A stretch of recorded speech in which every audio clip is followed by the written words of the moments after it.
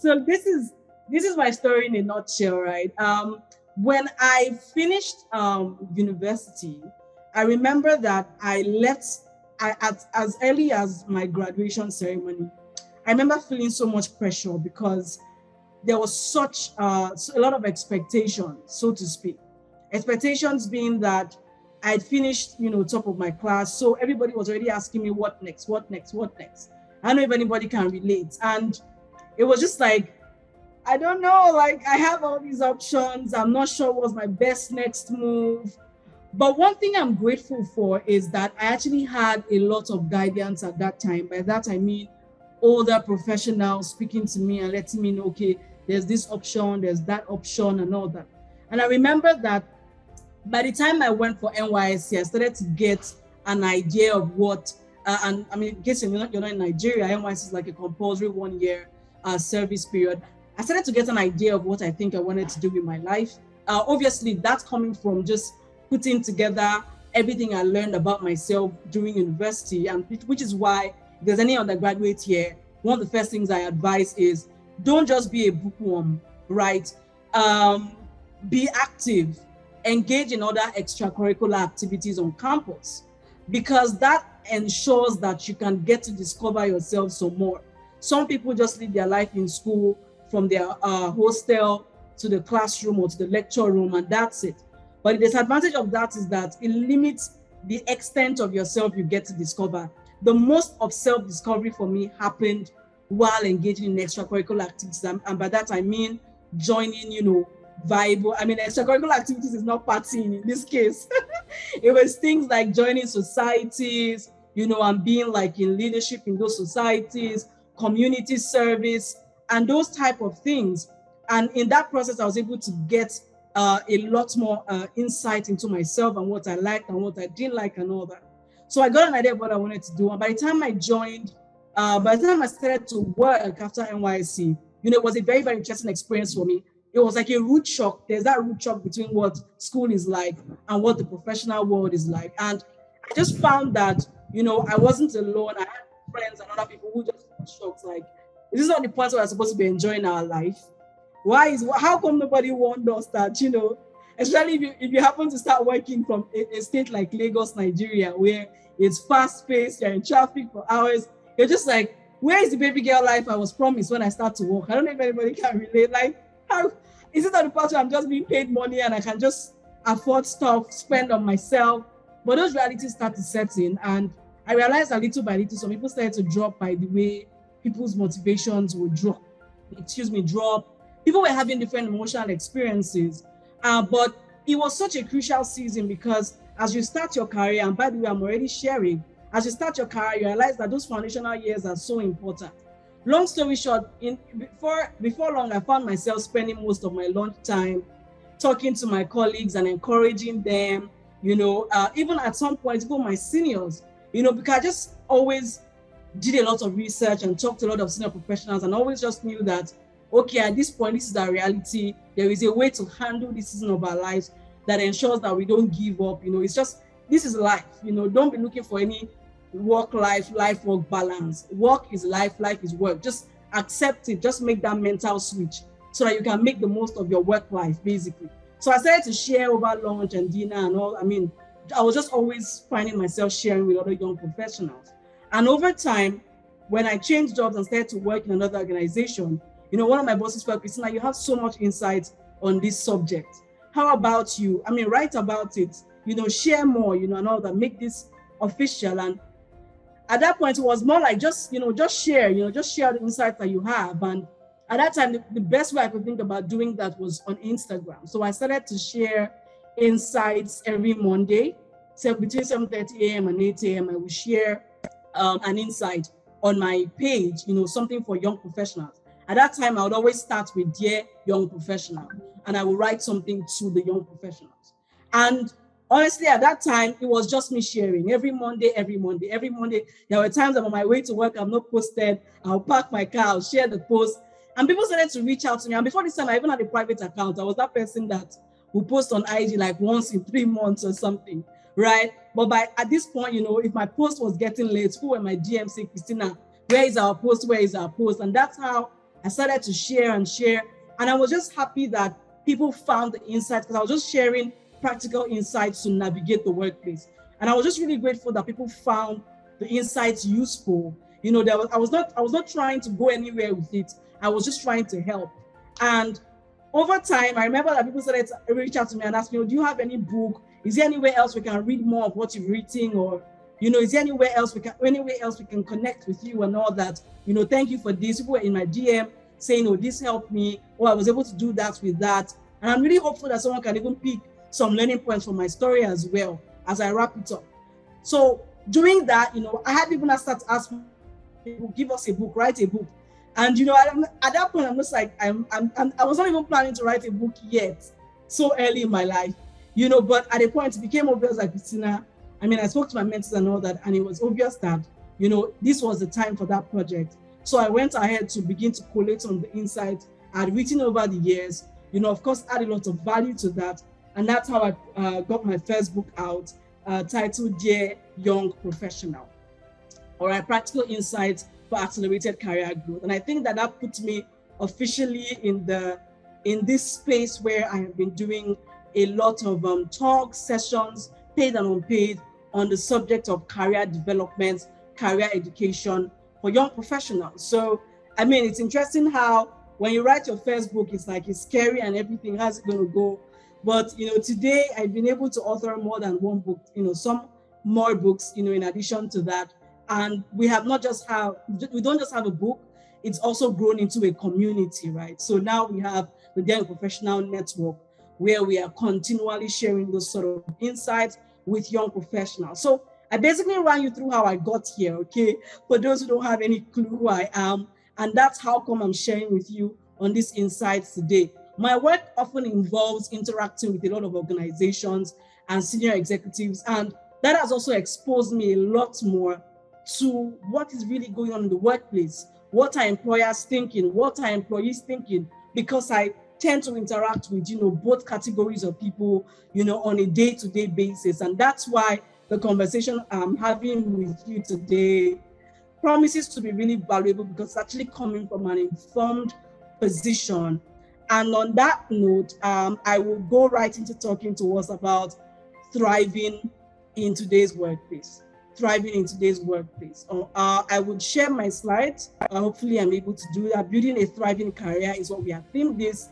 And I'll just share for a few minutes. And please, any questions you have, whether it's connected to the subject of today or any other thing about career, please get them ready. I'll be careful to stop in good time to ensure that I can take your questions. So let me attempt to share my screen.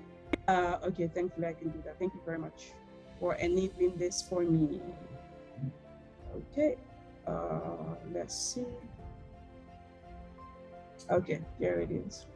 Sorry, I opened the research sheet initially. I was doing some research. Okay, here we go. All right, so let's do this, building a thriving career. So I have a question, and that's how we're starting off today, right? Job or career? And this is my question to you, and please help me type your responses in the chat box. In as simple terms as possible, what do you think is the difference between a job and a career? Can anyone give it a shot in the chat box? I would love to see your thoughts about that, the difference between a job and a career. I believe that everybody can see my slides. I didn't even confirm, I apologize. Please confirm that you can see my slides. In the chat box, just say that you can see it. So I'm sure that everyone can see my slides. And then we go ahead to try to decipher between a job and a career. Okay, looking out for your feedback in the chat box. Does this mean my slides aren't visible? Okay. We can see a slide. I think like 3 people in the chat have put it that you can see a slide. Okay, yeah. I see the responses now. Yes, I can see it. Okay, thank you. Thank you very much for confirming. Thank you. Okay, so let's walk through this together. Job or career, is there even a difference? Let's start from there. You think there's a difference between job and career? Let me know in the chat box. Yes, no. Is there a difference between, so let me see your responses. Yes, no, I don't know, I'm not sure. Any response is fine. Just let me know what's going through your mind. Okay, so just Pelumi says, yes, there is a difference, okay? Okay, Favor has gone ahead to try to articulate what she thinks the difference is. She says a job is what you want to do for short term, but a career is long-term. Interesting. Okay, I like the insights. They are similar, okay? Okay. Any other thoughts? That's actually a very powerful perspective, Favor, that you brought to the table. And thank you very much for sharing. So far, the vibe I get from the room is that there's a difference, there are similarities, there are differences as well. Okay, you know, when I want to explain the difference between a job and a career, I like to use the analogy of building a house. Now, imagine that a person wants to build a house, and I would imagine that everybody in this room, is looking to build a house, own a house, build a house, whatever way, just have house or houses, in fact, to your name. Okay, Jesu Pelumi says, your job can be in line with your career, and it may not also be. Interesting. I think I get your thought pattern, and that's actually quite correct. Now, let me talk about the house analogy. So you are building a house, or you want to build a house, and imagine that somebody wants to build a house and they go ahead to begin to purchase the building materials, all right? They go ahead and begin to purchase it, they buy materials, and they just keep stacking the materials somewhere. Please tell me, have they built a house just by buying the materials and putting them in a particular location? They bought the different materials, road, chipping, sand, cement, and they're just stacking it somewhere. Can we say that they have built a house because they bought the materials? Yes or no? Would we say that the person has built a house because the person bought materials? Let me see your response in the chat. And this is going to be interactive, please. All right, because we are learning from each other. Okay, so I see no. No, so we're saying that you've bought materials, but you don't have a house. Okay, someone also shared their thoughts here about a job or career. Let me quickly read that. Career is a commitment to a goal, while a job is to earn a living. Powerful. Great. So this person has material. So they've been working. They've been putting efforts, buying material, maybe even carrying the bags of cement by themselves. But there hasn't been any assembling. There hasn't been any coming together. The process of building a house has not happened. We've done the work of buying materials, but we haven't put it together. So we don't have a house. There's a reason why the term used when it comes to a career is building. You build a career, you do a job. You build a career, you do a job. And that's why, just like building a house is synonymous to building a career. Why do I say so? Because you are going through layers and layers and processes and seasons and seasons. At the point where you retire, you literally look back and you see the house that you spent the last 30 years building. And hopefully, it's one that you're proud of. So if you don't have that career approach from the beginning, you will be working, you're working quite all right, but it's comparable to, you're buying materials, but you haven't done any assembling. So you look back after 30 years and you just see the sand, the cement. That's when I walked in so, a stack of cement. That's when I walked in so, but at no point did you try to harmonize everything that you were doing. Okay? You build a career, you do a job. Of course, in order to build a career, you will do jobs. But like someone said, you can do jobs and not build a career. In order to build a house, you will buy materials. You need to do that. But that you bought materials doesn't mean you built a house. So how then do you know if you are on track as regards building a house. How do you know? Right now, next question is, okay, am I doing jobs or am I building a career? One of the first ways you know the answer to that is when you want to build a house. Please let me ask us in this room and let's see who can get close to it. What's one of the first things that you do before you even start digging or, actually building a house? There's something you try to do first. Please tell me in the chat box. Let me give you a hint, right? It's something that's on paper. It's on paper. It's done on paper, but it's so important in the process of building. Who can give it a shot in the chat box? There's something you do before you start to assemble. A plan, an architectural drawing, or even the surveys for the land, right? So let's talk about the building. A building plan, an architectural design, something on paper that will form the basis for what you are going to build, right? Now, this is the part, that's one of the first steps that even starts to get you to catch the vision, to catch a sense of direction. And why is a plan important? You would agree with me that if you're trying to build a two-story building, the kind of foundation you need is different from the foundation you need if you want to build a skyscraper. So if you have a sense of where you are going in terms of this is the kind of thing you want to erect, it gives you an idea of the kind of foundation, the kind of efforts that need to be put in at the beginning stage of the project to ensure that you can carry the building that you want to erect. How does this relate to everything? Let's bring it home. I will be lying to you if I tell you that from the beginning of your career, you can know everything that you want to be. You can have those exact, like an architectural design would have, the length, the breadth, the angles, everything. You will not have it in that much detail. But you need to be able to answer this question in every season of your life. And this is an important question that I've found that most young professionals cannot answer. Most people know what they don't want, but ask them, so what do you want? What is a successful career to you? Most people know what they don't want. They can complain and say, oh, this job is this or that is that. Okay, what is your idea of a successful career? And please don't be vague. Don't just think about money.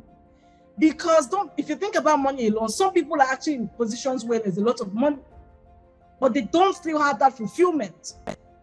So it's not a money situation. You don't want to say, oh, what do you want? You can just say, oh, well, something that just pays me mad money. That's vague. That's really vague. Success, what a successful career would be to you will be different from what a successful career may be to me. For me, I may have an idea of this is what I want. But why is it so important for us to answer the question of what do you want? You will keep answering that question as you progress. But at every point, you need to have an idea of what you want. And I'm going to speak to this a little more as I progress. But that's where the plan comes in. Now, you agree with me that even with an architectural design, as we are building, we may see that, oh, even though we put this thing on paper like this, as we started to build, we realized that it's actually better for us to make a slight structural adjustment here so that we can end up with an even better building. So having a design, having a plan does not box you in. It just gives you direction. As you progress, that plan is adjustable. But if you don't have a plan at all, you are at risk of doing jobs. Because every time someone will just say that, there is this job somewhere, you hop, you move. There is this job somewhere, you hop, you move. You get there, you begin to feel dissatisfied after a while. You don't even know why you feel dissatisfied. You don't even know what your heart is desiring. You just keep moving and keep moving.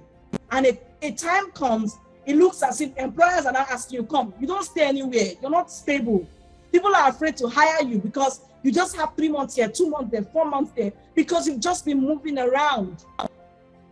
So it's important for you to have direction so that there are times when you are even feeling like, I desire more, but you know that where you are is necessary for your next phase. You need to spend a certain amount of time to, for example, learn. And I always say this, that foundational season is one of the most important, and that's unfortunately the time when most young professionals are unaware. That period when you begin your career is one of the most important seasons, because you are building a foundation. There are people today, I give you an example. There are people today, I've met so many people that will say to me, Christina, if I knew I'll give you a typical example. I have some friends who will say that, when I wanted to start working, I had this opportunity and that opportunity. This one paid more, so I went for it as a starter. But with what I know now, I should have gone for this one. Why? Because this one will have brought me a lot more learning experience and gotten me more grounded. But that season has passed. You can't take it back. So when you have a sense of direction, you know what you're going after. You have direction at every point. You are not just moving with the wind or whatever everybody is going to do. That's the importance of that. So we've answered the question, what's a job versus a career? Like I said, to build a career, you will do jobs. But you can do jobs and not build a career. You've just been moving on a whim. You've just been moving on a whim, no direction. So that you look back and you don't have anything together. You don't have anything assembled. But a sense of what you want, provides direction. So that's my first question to you. In this season of your life, right where you are now, what is success to you? If you have an idea of what you want, right, I've had seasons in my life where I took pay cuts. Why? Because I was working towards something that eventually paid off. To the world, that may have seemed like a foolish decision, but in my plan, I knew I was on track. So you can't afford to be tossed to and fro by the wind. Your career decisions cannot be only emotional. You can't build a thriving career by operating by emotions. Today, your boss upsets you, you up and leave. You say, I'm not doing again. You just move. It's not a bad thing to change jobs. I've changed jobs, but it needs to be a calculated decision. Very recently, I was in an interview with someone, and I was on an interview panel, and my heart really broke for this gentleman, because when we were interviewing him, I mean, we noticed some things on his CV. We were interviewing him and we brought it up, and it got us to a point where he was able to open up and say, yes, I made a mistake with my career at that point. If that man had not made the career decision he made at that moment, which was largely emotional, he would not be in that seat interviewing for the kind of role that we're offering at that time. He would have been way, way, way overqualified. But there was a bit of an inconvenience going on in that season. He told us the whole story. So it was more like he upped and left, and he could never regain that season of his life. And he's literally still reaping the harvest of that decision many, many years after. And that's why I feel, for me personally, that's why I'm so passionate about this conversation. Because I know that a lot of young people are very emotional. A bit of discomfort, you can't take it. You can't take any inconvenience. It has to be your way. You don't see the value of where you are because you're too busy eyeing your next desired role. But you need to at every point recognize what's the value in where you are, so you can make the most of it. So that when your next season comes, you won't look back and feel any regret. And ultimately, so that you are building something. Remember, when your working season is over, you will look back and see what you built. Will it be pleasing? Will it be a legacy? Will it be a kind of dream that people will come back later to admire, walk around it and say, my God, see the solid foundation, see the this, see the that. Or you just want to build a tent, something cheap and common, because you're too busy dwindling based on emotions. Okay, so we talked about a job or career, and I've actually gone past. I've shared a lot more than I plan to share on this slide, but that typically happens, and I trust that we are moving a good pace. I'll just do my best to make sure that we go to the next point very quickly. This next slide, I want us to look at this slide together. And we're building together. We're building together today, okay? We're going to build through this session. So I remember the first question I threw at you. What do you want? What do you want? What do you want your career to look like? What is success to you right now? Remember, I said something. What you want will keep evolving, and it's okay. That's even a sign of growth. That 2 years from now, you look and say, no, I need to add to this. I want a bit more. Or I adjust my plan because I have new information, more knowledge. That's even a sign of growth. But to not have direction at all is risky. And the first way, the first step towards direction is answering the question, what do you want? What is a successful career to you? You agree to marry my What is a successful career to you at this time of your life? All right, so let's move on to this slide that we can see. I believe we can all see now. So today is what? It's Thursday. So it's a good day to do a bit of throwback. Who can recognize any of the items on my slide right now? Who remembers any of this? Is there people here? I want to believe that at least 1 or 2 people here know 1 or 2 of these items and probably partook of them in their younger life. Does anyone recognize anything here? Let me know in the chat box. I have some images on my slide. Some of my favorite biscuits those days, fishy biscuits, okay? This one can remember, oh, yeah, G. Victor says, I remember, so it's screaming Speedy. All, okay now, okay. My people are here. Let me move to a second slide that has some pictures as well. Help me look at these pictures. Nikki says, yes, so everything. I see my people in the building. So let's look at this second slide. Also has, who can remember the time when these brands looked this way? These brands looked this way, right? Such a long time ago. Now someone is wondering, why am I showing you this picture? Where am I going with this? I'm going somewhere. Let's go together. Now let me ask you a question, and this one, I have a gift for anyone who gets this answer correctly. I have a gift for anyone who gets this answer correctly. Okay. What is the major difference between the items on slide 1, or rather this slide, the previous slide that has, all these biscuits and stuff, and this slide with the brand? What's one major difference between the products on these 2 slides? What is different about them? What is different about them? So should I give a hint? Should I give a hint? Should I give a hint? And the hint is that it's not about the products themselves. Somebody is close. Adwa says, please, I hope I got that right. Says consistency. You are so close.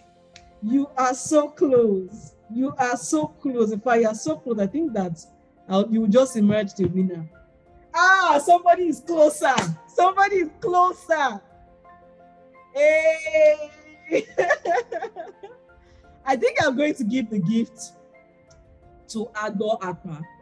I'm not sure which is your first name. I'm sorry. That's why I'm saying both together.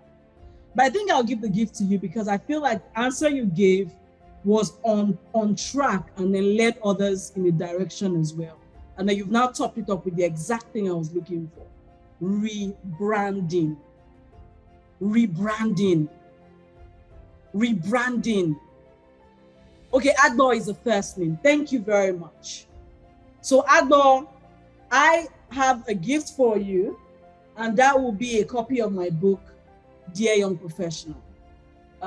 Let me quickly show you the book that you want.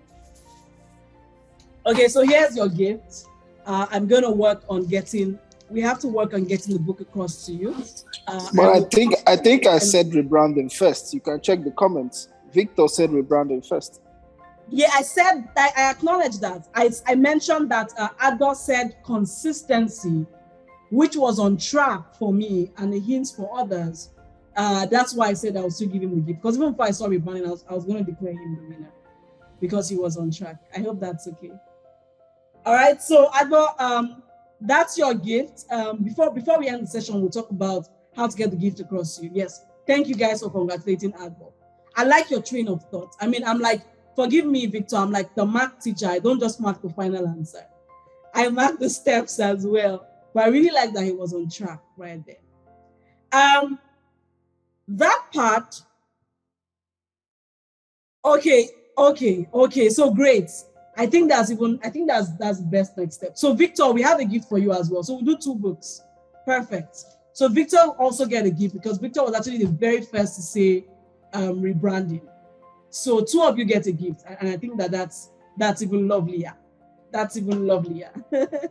Okay, so you both get gifts, and then before we close today, we talk about how to get it. Yay. Congratulations to Victor and Anne. So let's go to my point. Let me tell you why I showed you these slides.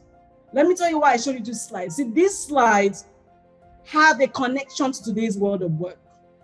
You see the products on this first slide. There's nothing wrong with them. In fact, people here were already excited and saying, oh, that was my favorite biscuit. There was nothing wrong with Paco biscuit. If I see Paco biscuit today, I will still eat it. There's nothing wrong with this product. We liked them. We ate them. But suddenly, they decided to drop in terms of popularity. It was not that we forgot the taste or we started to dislike them. So on these things, in fact, they're all just speedy. So on this thing, you remember them. It's almost as if we can't even find anything like them in present day. But how is it that they still became so unpopular? Because it's normal. The world evolves. At that time, the way they looked was okay. But as time went on, there was a need for them to evolve. And survival is about who can adapt. That's how Charles Darwin, puts it. It's about adaptation. It's not the strongest species that survive. It's the most adaptable. And that's what the product on this slide, and I'm going to tell you how this connects to your career. That's how the products on these slides have remained relevant. They were adaptable. When it was necessary to change from carton to sachet, almost switched. When it was time to change colors, this brown for Bonvita is dull, they switched. And where am I going with this? The question number 2 I have for you in today's session. You are a product. Let's say you are a product right now. You and your skill set is a product because that's actually what it is. What you are selling to your employer is your product. What your employer is paying for is your skill set that you help them use to get some work done. So you're being paid for your skill set. The question I have for you, will you end up being the product on slide 1 or will you be like the product on slide 2? Will your skill set evolve? Would your skill set be adaptable? Or would you be like the person that will say that, well, I'm great as I am. Everybody's clapping for me, because there was a time that everybody was clapping for these guys. That time in secondary school, if you've not bought cabin biscuits, is your provision even complete? Do you want provisions? So there was nothing wrong with them, but there was an adaptation they missed out on. And that's why today you see a number of big brands, I can mention names with even service providers. The question is, what kind of product will you be? Will you be adaptable? Will you be among those who are just neck deep in work? You are not listening to what the environment is saying, to what the world of work is saying, so that you can adapt as necessary to maintain relevance. I give you a typical example of adaptation. There were people before the lockdown happened that they were the high flyers in their organization. Their teams were the most profitable, okay? But post-lockdown, some of those people lost relevance because the team that was one time the most profitable could not even survive the season. The whole world changed. Came out of lockdown, whatever product that team was selling had lost their relevance. So some people were actually dealing with all kinds of emotional experiences because, like, where do I start from? I built my career around something that has suddenly lost relevance. It's not the strongest species that survive. It's the most adaptable. But to be an adaptable species, you must be conscious, you must be aware of the changes in your environment. You adapt as things change. Adaptation is that you are evolving. Bonvita is still Bonvita. Blue Band is still Blue Band. Peak is still Peak. But they have adapted. They have adapted. So are you adapting? Which product do you want to be? Are you listening? Are you aware? If I asked you now, what has changed in your industry since the lockdown? Are you aware? Are you aware? Or are you still doing, you came out of lockdown, you're still doing business as usual? Nothing is the same. A lot changed. And that's one of your first steps. I mean, I was going to talk about skills to build a thriving career, but I realized that it was even more important to talk about the attitudes to build a thriving career, because when the right attitudes are present, the skills will follow. They will come. You'll be able to adapt those skills. Like I'm talking to you about an attitude of adaptation.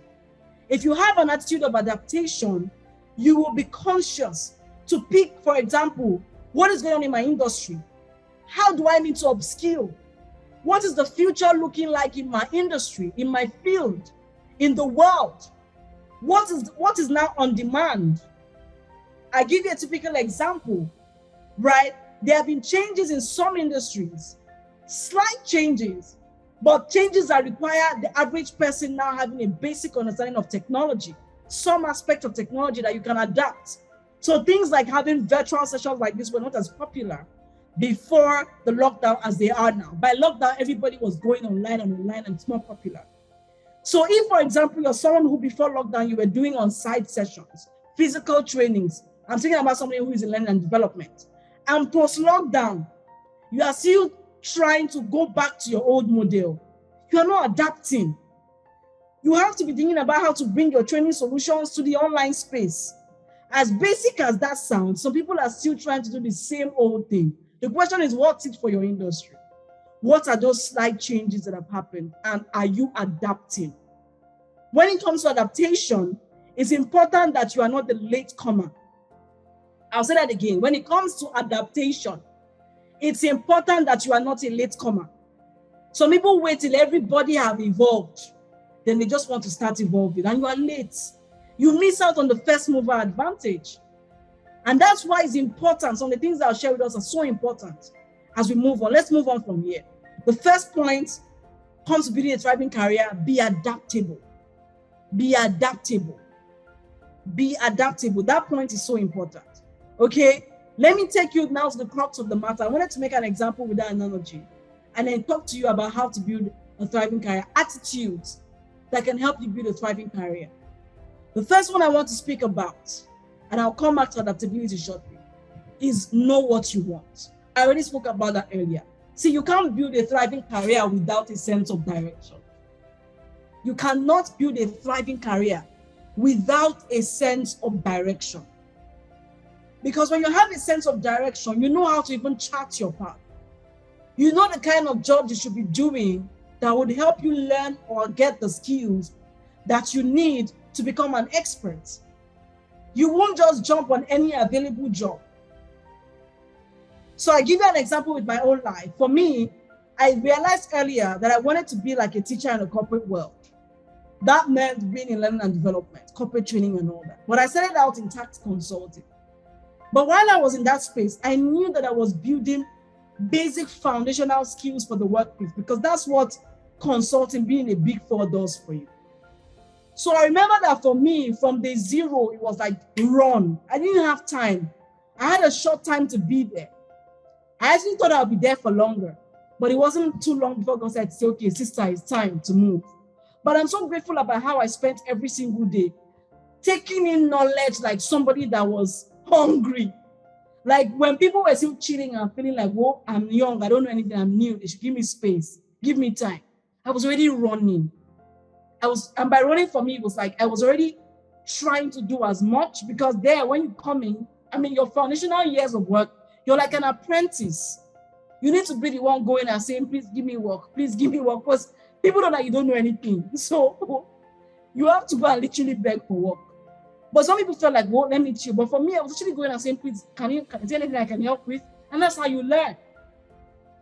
So for me, I was taking the knowledge in, all right?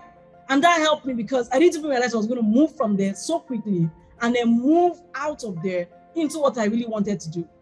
But even when I made the next move into my next prepared place, it was like a bad move to the world because it was like I left this multinational for a national or local organization. But that move, again, one of the best moves of my life, because it was in that smaller organization. In a big four, it's big. You guys are a lot. You're just doing your own part of the work. In this smaller organization, I was involved in any and everything. So it built in me an entrepreneurial vibe. I knew what it took for anything to run, from operations to sales to marketing, management, back to back. So that was able to school me on it. And that was important, again, because of where I was going. And like that, I'd be moving. At every point, I'm conscious, what do I want? What do I want? In what direction am I going? You remember, it will keep evolving, and that's okay. That's a sign of growth. But some people have no direction at all. It's just a case of who will pay me more, who will pay me more, who will pay me more. Paying alone is not enough. Some people are earning a lot, but they are feeling dissatisfied every day because it's almost like I don't even know. One of the greatest motivations that you can have in your life is what I call self-motivation. And it's clear. Self-motivation, you're not always looking on the outward. You're not always waiting for a boss to encourage you. You are also self-encouraged, self-motivated. And one of the critical sources of self-motivation is direction. That feeling of, I'm going somewhere. This thing is leading me somewhere. Oh, it's such a source of motivation. It keeps you going on the days when nobody on the external is encouraging you. So know what you want. I already spent a lot of time on that. Let me move quickly. Be a steward. This is something I wrote about extensively in my book. When the lockdown happened, I noticed something with a lot of business owners. They became dissatisfied with even their high flyers. And I kept trying to name what it is they were looking for. And I realized that these people were literally looking for entrepreneurs out of their employees. They were looking for people who could think ahead, who could create solutions. Like, as an employee, a steward is someone who thinks like an employer and operates like an entrepreneur. You are in employment, but please don't groom yourself to be an employee. Don't operate with an employee mindset. That's the mindset that says things like, I cannot come and kill myself. It's not my father's business. That's the mindset that makes you just every day, you're just fixated on that your own task. You don't even understand how that's your task fits into the big picture of the organization. Like, this thing I'm doing, how does it translate into money for my organization? Or how does it translate into my company saving cost? You are just stuck in the rut of what you do. You are narrow-minded. That's not the place to be. Because I'm telling you that in today's world, you can create a job role for yourself in an organization. I've seen experiences where people wrote to business owners, wrote to executive directors to say that I can see a gap in your product. I have the skill to fix it if you will hire me. And they got hired. That's the world we are in now. You can create a job for yourself. But the people that can do those kind of things are not people that operate with employee mindsets. There are people who operate with the employer mindset, who have entrepreneur attitude. Well, if ask entrepreneurs, it's employees that get comfortable. One of the things that entrepreneurs always tell you is that, see, I'm not even sure where the next money will come from. So I have to be on my feet. Employee mindset makes you comfortable. You just sit and you're just comfortable. You're not trying to grow. You're not trying to understand anything. You're not even looking at yourself and comparing yourself to other people in the industry, to the high flyers in your industry and saying, think about businesses. Businesses are always looking out for competition, how they can grow, how they can scale up. Are you doing that with your career? Or you're just in one place, comfortable? You should be looking at what's my competition in my industry. Yes, with my skills. What's competing with my skills right now? In learning and development, where I am, for example, what's the competition? How can I upskill? How can I be better? How can How can I be more? The steward mentality, in summary, is a mentality. I drew the concept of stewardship from the Bible story that has to do with servants being given talents. One being given 1 talent, the other 3, the other 5, or thereabout. And then the guy with 5 goes and doubles his own. The guy with 3 or 2 goes and doubles his own. But the guy with 1 goes and just buries his own. He's not literally doing nothing with it. That's how some people operate in the world of work. To be a steward, all right, is really about, even if you've been given 1 role, you are the relationship officer, you are the customer service person, you are not just thinking about your role. You are thinking about how your role fits into the big picture. This is my customer service. How can I do it in a way that makes my company more profitable? How can I do customer service in a way that will make my organization stand out? How can I do accounting? How can I keep books in an innovative way? You are thinking like the employer. You are operating like an entrepreneur. Be a steward. Be a multiplier. That's what employers are looking for. People that you give them one idea, they make a skyscraper out of it. They know how to run. This is no longer about doing tasks. This is about achieving goals. This is about real-time growth. See, whether you like it or not, even when companies are laying off, there are some people that companies will not let them go. Because why do you think they keep them? So those people, they are the heart of the business. Their contributions, they contribute too much. Letting them go is too costly. It's a sense of what they carry. It's a sense of what they carry. They are stewards. They are handling the business in a way that others are not doing. You need to step into stewardship. Handle your career, handle your job like you're an entrepreneur. Walk in the shoes of your employer. That's the way you thrive. When you operate that way, you will grow. You will grow so fast because you will stand out from the average person who is only doing it for the money. So be a steward. Number 3, be visible. Be visible. Just before I talk about visibility, let me speak about be a person of value, which is number 4. I apologize, this should have come earlier because it connects very well to stewardship. Be a person of value. Value is, the world of work is value for value. Whether you like it or not, there are some industries, there are some fields, I need to wrap up. There are some fields that command more value than others. Even in that your customer service field, for example, how can you be the most valuable customer service person in your industry? That is what, like, value for value. What can you add to yourself? How can you evolve? How can you become an outstanding expert? How can you command more value? Because let me tell you something, promotion doesn't come just because you spend 2 years on the road. See, that time has passed now in the workplace. People are not getting promoted because, okay, 2 years have passed, 3 years have. Now, promotion is hinged to value. What are you bringing to the table? Otherwise, we'll keep you at that level. Your value has to keep going up. You have to keep ensuring that you are growing in the place of giving value. And you can't give what you don't have. So that means you need to be adding value to yourself consistently to help you build a thriving career. So ensure when you go to that negotiation table to ask for something, ensure that you have put as much value or even more on the table. If you put as much, it's like going to your bank account. If you have 20,000 naira in your bank account and you try to withdraw 19,000 naira, it won't bounce. You will get it out. But if you have 20,000 naira in your account and you try to withdraw 1 million naira, I don't know. I don't really know. Right? Because you don't have it. So it's the same thing when you go to an interview, you are trying to negotiate for an amount. Make sure that you're not just calling money off the wheel. Do you carry that much value? Do you add that much value? Because value responds to value. Value is a reward for value.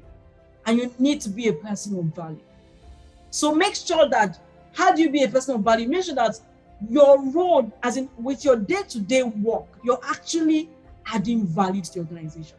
You are solving a problem. You are creating a solution.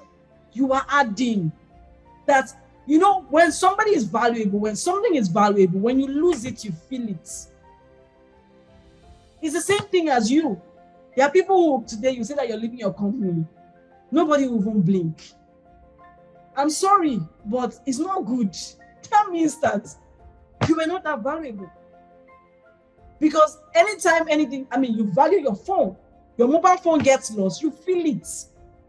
If you are in a place and your presence is not felt, you're not considered to be needed, check yourself.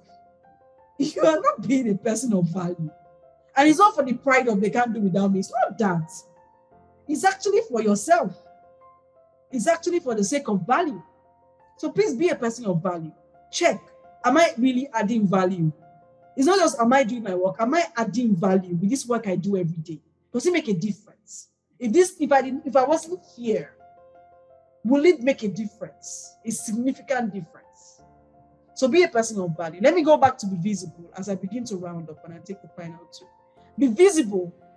In current day workplace, you cannot see. People say that this point gets me very passionate and makes me become a fighter. What does be visible mean? See, there are many things I want to say to you, but let me say it in simple terms. Don't be somebody that is unseen. You need to learn to project the value that you carry. So people are valuable. They do a lot for the company, but nobody knows or nobody is significant. Because you're doing it in your corner and saying that God will reward me. And God is truly a rewarder. But you see, it's only God that sees the heart. Man or men see the outward. What does that mean? When it comes to your work, any opportunity you get to present your work to the world, please take it. This is not the era. See, we're in a global village. People are getting jobs on LinkedIn just because they are visible. They wrote it there down, this role, I contributed with my work, there was a 20% growth in revenue. There was this, there was that, and somebody saw that. If they were not visible, did they not do those things? They did it. But it's one thing to do it, another thing for it to be seen that you have done it. In today's world, even within your organization, being visible is as simple as taking up, you're in a meeting, they're asking for contributions. Every time you have nothing to say, you have nothing to contribute, you are not being visible. So we just, those are opportunities, because even your bosses, even the superiors, they are busy. It's not you they are looking at. So you're saying that, don't they see me? Don't they see what I do? They don't see. Show them. Show them. When it's time for appraisals, be able to articulate what you've done. Build a personal brand. Speak about your work. Mention your contributions, because the world is a global village. In current day, you want to be visible. You've gotten a certification. You've gotten this. You've done that. You've achieved this. You've been able to hit this milestone with your work. See, those things, you can be there looking at somebody and saying, being visible is not putting your life out there. It's just you being strategic about communicating the value that you carry. See, something can be valuable. Being visible is that a tin, imagine a tin that has Bonvita in it, but that tin or that bottle has no label. We are passing. We don't know that it's Bonvita or Milo that is in there because it doesn't carry that label. But what does a brand do for that product? When we now put a name and we put colors and we write it there that is Bonvita, now it is visible. We know what it is carrying. We know what the bottle is carrying. That's what visibility is about. It gives the world a chance to know what you carry, what you are capable of, what you can contribute, what you can do, what you are worth. So it's about strategically communicating. And that's why a personal brand is relevant here. A personal brand, Instagram is an opportunity to build a personal brand. LinkedIn, Facebook, all the things you put on your own social media is chilling with the big boys. Nobody, you have followers, but nobody there even has an idea what you do. You're not making any contributions to thought leadership. You're not writing any articles. You're not even speaking about your work in the smallest way, dropping tips, investment tips, finance savings tips, but you're in the finance sector. Be visible. And one of the best ways to do that is by adding value as well. I shared my story when I started this session. It was by being visible, sharing tips, sharing this and that I'm able to have platforms like this today to share. I could know so much about career and nobody will know and nobody will call me. So please be visible. Go back and do a personal audit of your visibility. Am I really being visible? One of the ways, and in this part of the world, because we've been taught humility, we sometimes confuse humility with being mute. You can't communicate your value. You even go for interviews. They ask you what you've done. You are there being, stop it. Someone help me type in the chat box, stop it. Put it in capital letter for me, please. Stop it. Please. You go to an interview, you can't even be visible there. You have a CV. Your CV is, we see your CV and we don't even think you are valuable. Whereas there are important things that your CV is also carrying your brand. Please go and look at your CV a second time. Gone are the days. If you don't know how to write CV, get help. But ensure that you represent the value that you carry. That's what visibility is about. Do a personal audit of your visibility. Yes, after this session, go and check your LinkedIn page. If you see this page somewhere, you have never met the person, would you feel like, this person is something, this person is worth something? If your page is not giving you goosebumps, or it's not even making you feel like, oh yeah, how is somebody else? And like I said, it's a global village. People in the US are hiring Nigerians. There are people in Nigeria working for companies in different countries all over the world. They met them on LinkedIn. They simply read their profile. I've done this. And visibility is not eye service or pretense or fraudulence. It's what you carry. It's what you have done that you're putting out strategically. Keyword. You not to just go there and every time you're shouting, oh, today I had meeting. Be strategic. What would position you as an industry leader? What will make someone feel like Christina is a go-to person for learning and development? Christina is a go-to person for career. Because opportunities are in the air. And visibility ensures that you don't miss out on opportunities. Because now we pass, we can know what you are carrying. Don't be a ghost in the corporate world. Okay, I'll begin to round up now. Fourth point, actually, this is the fifth point. Fifth point and final point. Join relevant communities and build relationships. I'll just take a sixth point after this, the final one. This is the fifth. Join relevant communities. It's also an opportunity to be visible. Communities like you are in an industry and there is a body, a regulating body or an association, a gathering, a community of like minds in your industry. Please don't just join. Be visible there as well. Because those are places where you can build relationships. And my God, as you progress in your work life, you realize that you don't just work your way to the top, like my boss would say. You connect your way to the top. You can argue till tomorrow that is not fair, but believe it or not, relationships open the door. Absolutely favor. Relationships open the door. All right? You can get somewhere. If you know somebody there, the door is going to open faster. As you even become more senior in your career, it becomes more about who you know and not even about what you know. Because think about it. Think about your CEO. Think about your MD. Those guys ride on relationships. There's a problem. They're already picking their friend. I have one friend in, you call him of the company. They call the person up. Problem solved. Check it. They built those relationships before those people became something. Now you are carrying your nose up. You are not being social.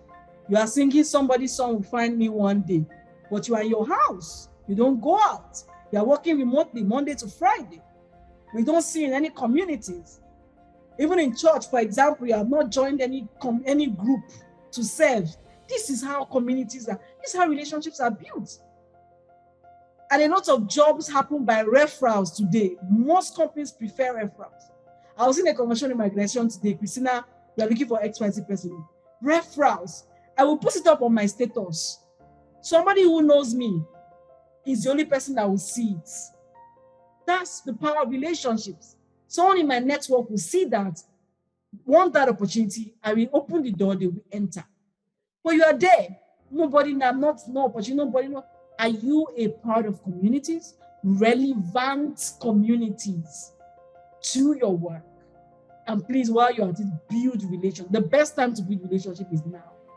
You don't know what the other people on this call are going to be in 10 years. You know that thing parents used to do when you were growing up? This guy was my classmate in secondary school. And they're looking at the guy on TV. Guess what? They know the guy does not know them.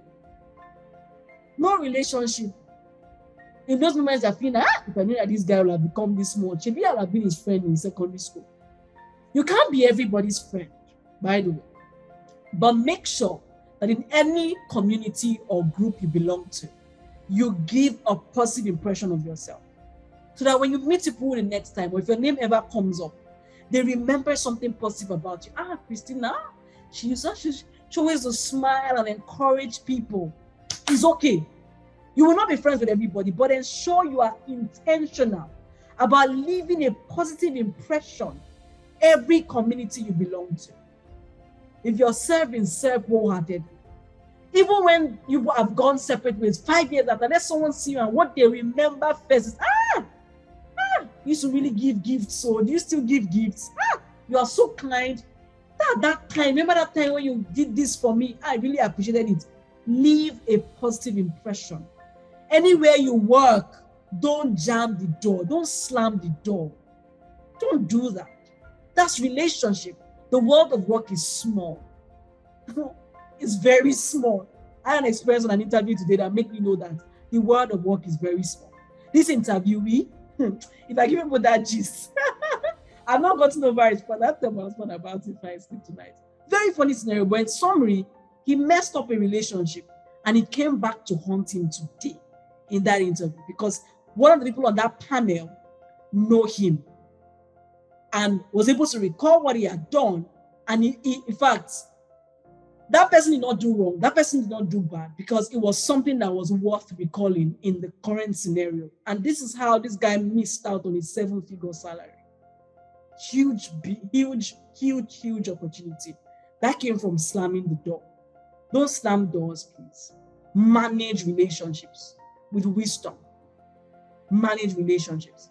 And finally, as I stop here, please, because of time, I'll take your questions after this. Prioritize PDA and mentorship. Somebody's like, PDA, public display of affection. That's not what PDA is in this context, though. PDA in this context is what I call personal development and advancement. I touched on this earlier already, so I won't spend too much time here. Remember, I decided to focus on the right attitudes that will help you build a thriving career. Less on skills, more on attitude. Because I know that where the attitude is present, you will gravitate towards the skills. I spoke extensively about PDA in my book as well. It's so important to prioritize personal development. Please don't leave your personal development to your employer alone. Please be intentional about developing yourself. Don't leave it to your employer alone. Your employer will do some, you do some. If you're someone that you cannot invest in personal development, you can invest in yourself, it's a challenge. Because that's one of the ways you add value. You grow in your value. I grow in the amount I'm able to command for the work that I do because of how much I've also put in myself. So prioritize personal development and advancement, and also prioritize mentorship. Mentorship is powerful. Mentorship gives you an opportunity to sit on the shoulders of those that have gone ahead of you. Mentorship gives you access to counsel that will save you from mistakes, from costly career mistakes. Prioritize mentorship. If you have, and mentorship does not have to be official, you go and meet someone, be my mentor. No. You can identify, for example, a superior in your organization that you feel is exemplary, and just be conscious about learning from them, observing them, Any opportunity of interaction you get with them, ask them intelligent questions. You are being mentored by them. They don't even have to know. But the point of mentorship is that you are able to access the wisdom that other people carry. You can be mentored through someone's resources. For example, John C. Maxwell is one of my mentors. I've never met him, but I read his books. I'm on the John Maxwell team. It costs me a lot to be on the John Maxwell team, but it's okay. It gives me access to him. Because by accessing his resources, I'm accessing him. Right? So mentorship can also happen from a distance. You can follow someone so closely and get mentored by them. It gives you access to counsel, quality counsel, that saves you a lot of career mistakes. So that's the final thing. All right. I will stop there because of time. I have more slides, but let me stop here because of time. All right. As you leave here, another question I'll throw at you is, do you have a personal development plan? How do you build a personal development plan? I'm short of time. It's in my book. If you're able to get a hold of my book, it's something you should read about, because you should have a personal development plan. You can't just be jumping on every session or anything that is free. Do you have a personal development plan? If you don't have one, you need to have one, because then you can monitor growth. You can measure growth and actually be sure that you're growing.